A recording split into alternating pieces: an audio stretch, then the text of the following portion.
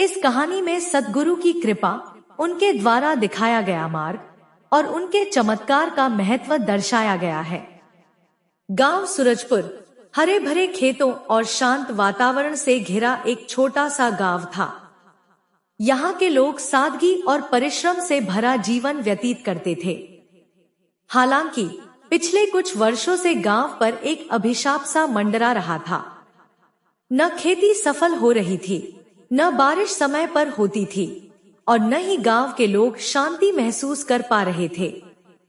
लोग अक्सर परेशान रहते और अपनी समस्याओं का समाधान खोजने के लिए इधर उधर भटकते। एक दिन गांव के बाहर के रास्ते पर एक साधु का आगमन हुआ। उनके चेहरे पर गहरी शांति थी और उनकी आंखों में ऐसा तेज था मानो सारा ब्रह्मांड उनमें समाया हो। उन्होंने सफेद वस्त्र धारण कर रखे थे और उनके हाथ में एक छोटा सा कमंडल था। गांव के कुछ लोगों ने उन्हें देखा और उनके पास जाकर प्रणाम किया। गांव के मुखिया रामलाल ने साधु से पूछा, महाराज, आप कहां से आए हैं और हमारे गांव में कैसे पधारे? साधु मुस्कुराए और बोले, मैं एक साधारण साधक हूँ।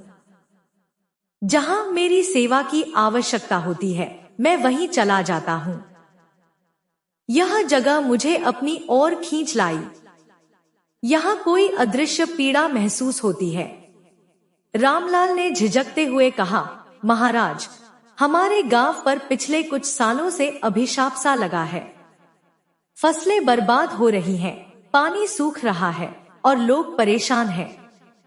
क्या आप हमारी मदद कर सकते हैं? साधु ने शांत स्वर में कहा, हर समस्या का समाधान है। बस सही दृष्टि और मार्गदर्शन की आवश्यकता होती है। यदि आप लोग मेरी बात माने और सद्गुरु के बताए मार्ग पर चलें, तो अवश्य समाधान मिलेगा। अगले दिन साधु ने गांव के चौपाल में सभी को बुलाया। गांव के लगभग सभी लोग वहां इकट्ठे हो गए। साधु ने कहा, मैं कोई चमत्कार दिखाने नहीं आया, लेकिन जो मैं बताऊं, यदि आप उसे विश्वास और श्रद्धा से अपनाएंगे तो आपका जीवन बदल जाएगा। सद्गुरु ने हमें सिखाया है कि जीवन में कर्म, सत्य और सेवा का महत्व सबसे अधिक है।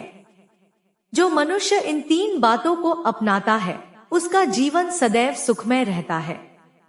साधु ने गांव वालों से कहा, आप सभी को प्रतिदिन प्रातः और सायं ध्यान करना होगा।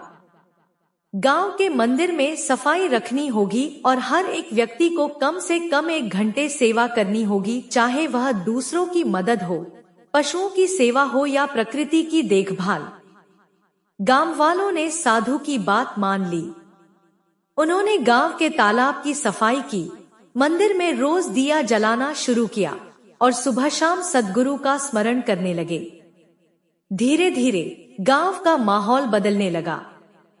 कुछ ही महीनों में गांव में चमत्कार होने लगे। पहले जो तालाब सूखा हुआ था, उसमें पानी भरने लगा। बारिश भी समय पर होने लगी और फसलें लहलहाने लगी।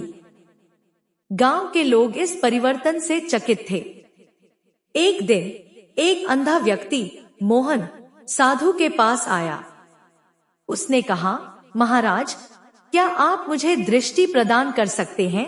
साधु ने उसे शांत स्वर में कहा, तुम सद्गुरु का ध्यान करो और अपने भीतर की ज्योति को खोजने का प्रयास करो। बाहरी दृष्टि से अधिक महत्वपूर्ण है भीतर की दृष्टि।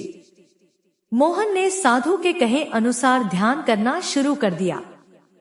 कुछ महीनों बाद उसकी आंखों की रोशनी लौट आई।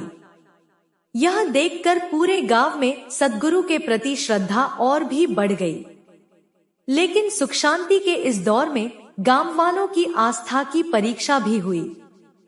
एक दिन गांव में एक व्यापारी आया जो लालच और छलकपट से भरा हुआ था। उसने गांव वालों को बहुत सारा पैसा और विलासितापूर्ण जीवन का प्रलोभन दिया। कुछ लोग उसके प्रभाव में आ गए और सद्गुरु का मार्ग छोड़ दिया। साधु ने उन्हें समझाने का प्रयास किया, लेकिन लालच में डूबे लोगों ने उनकी बात नहीं मानी। जो लोग सद्गुरु का मार्ग छोड़ चुके थे, वे फिर से परेशानियों में घिरने लगे। उनकी फसलें नष्ट होने लगी और उन्हें अनेक कठिनाइयों का सामना करना पड़ा। यह देखकर बाकी गांव वालों ने सद्गुरु की शिक्षाओं की महानता को और गहराई से समझा। वे सभी फिर से एकजुट होकर साधु के पास गए और उनसे माफी मांगी। साधु ने उन्हें क्षमा कर दिया और कहा, सद्गुरु कभी किसी से नाराज नहीं होते। वह हमें सिखाते हैं कि हर गलती एक सीख है। बस ध्यान रखें कि आप अपने मार्ग से विचलित न हो। गांव वालों ने अब पूरी तरह से सद्गुरु के मार्ग का अनुसरण करना शुरू कर दिया। उन्होंने आपस में सहयोग करना सीखा, प्रकृति की देखभाल की और जरूरतमंदों की मदद की। गांव में न केवल भौतिक सुख समृद्धि आई, बल्कि लोगों के दिलों में सच्ची शांति भी बसने लगी। साधु ने कुछ समय बाद गांव छोड़ दिया, लेकिन उन्होंने गांव वालों के दिलों में सद्गुरु की शिक्षा और मार्गदर्शन छोड़ दिया। गांव अब एक आदर्श स्थान बन चुका था, जहां हर कोई प्रेम, सेवा और ध्यान से अपने जीवन को सार्थक बना रहा था। इस कहानी से हमें यह शिक्षा मिलती है कि सद्गुरु के मार्गदर्शन में यदि हम कर्म, सत्य और सेवा का पालन करें, तो हमारा जीवन न केवल सफल होता है, बल्कि शांति और सुख से भी भर जाता है। सद्गुरु का करिश्मा चमत्कारों में नहीं, बल्कि उनके द्वारा दिए गए उपदेशों के पालन में छिपा होता है।